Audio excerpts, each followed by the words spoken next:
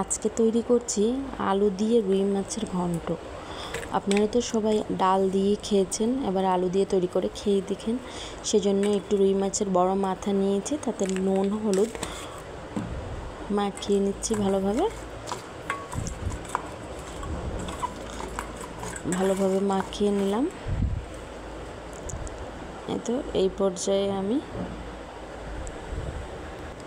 কড়াই বসিয়ে তাতে বেশ খানিকটা তেল দিয়ে দিলাম। মাছের মাথাটা এবার ভেজে নেব, উল্টে পাল্টে লাল লাল করে ভেজে নিতে হবে। আমি ভেঙে দিয়েছি, আপনারা গোটাও রাখতে পারেন।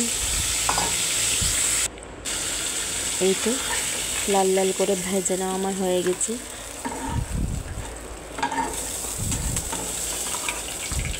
বেশ খানিক সময় ধরে নিয়ে আপনারা ভাজবেন।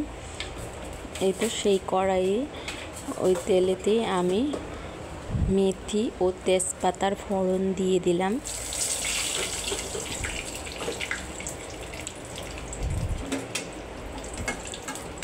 মেথি ও তেজপাতা একটু ভাজা হয়ে গেলে তাতে পেঁয়াজ কুচি দিয়ে দিব।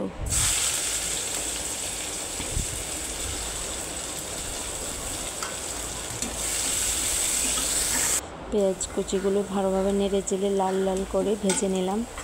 এই পর্যায়ে আমি সিদ্ধ করা আলু অল্প পরিমাণে দিব। প্রথমে দিয়ে এগুলো তেলের সাথে মিশিয়ে নেব, ভালোভাবে ভাজে নিতে হবে একটু।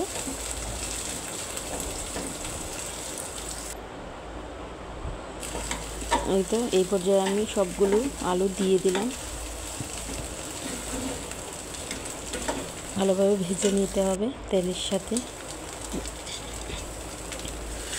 এই পর্যায়ে আমি জিরা বাটা দিয়ে দিলাম 1.5 চামচ।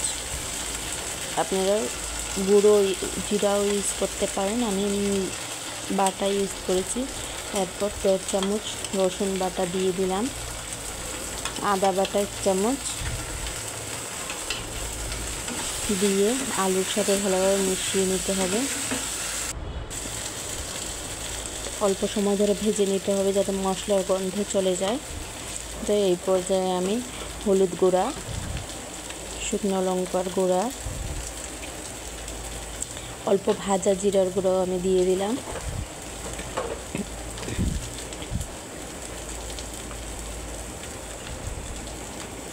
যে যেরকম ঝাল খান সেরকম দিবেন। আমি হালকা ঝাল দিয়েছি, কাঁচা লঙ্কা ইউজ করব তাই। এই পর্যায়ে আমি ভালোভাবে মিশিয়ে নিলাম। মশলাগুলো মেশানো হয়ে গেলে আমি বেশ খানিকটা মটরশুঁটি দিয়ে দিলাম। মটরশুঁটি দিলে রান্নার স্বাদটাই বেড়ে যায় অন্যরকম। এরপর বাটি ধোয়া মশলার জল অল্প পরিমাণে দিয়ে ভালোভাবে মশলা আলু কষিয়ে নিলাম। বেশ খানিক সময় ধরে কষিয়ে নেবেন যাতে মশলার গন্ধ চলে যায়। এই পর্যায়ে আমি অল্প জল দিয়ে আবার কষাবো। যত কষাবেন তত টেস্ট হবে। তো লবণ দেওয়া হয়নি, আমি এই পর্যায়ে লবণ দিয়ে দিলাম।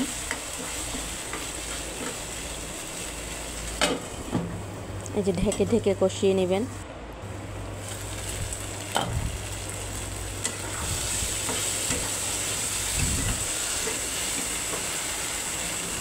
যত বেশি কষানো হয় রান্নার স্বাদই বেড়ে যায়। এই পর্যায়ে আমার কষানো হয়ে গেছে, আমি পরিমাণ মতো জল দিয়ে দিলাম। জল ফুটে আসলে বাকি সব উপকরণ দিয়ে দিব। এই তো আমার ভেজে রাখা মাথা দিয়ে দিলাম, জল ফুটে এসেছিলো। এই পর্যায়ে মাথাটাকে ভালোভাবে একটু ভেঙে দিচ্ছি যাতে আলুগুলোর সাথে মিশে যায়। এবার বাটি ধুয়ে অল্প জল দিয়ে দিব।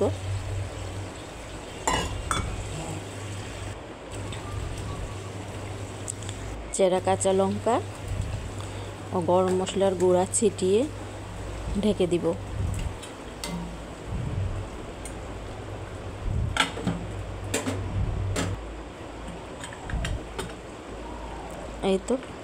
এই পর্যায়ে আমার রান্না হয়ে গেছে। আবার একটু ঢাকা দিয়ে দিলাম। এই তো নামিয়ে গরম গরম পরিবেশন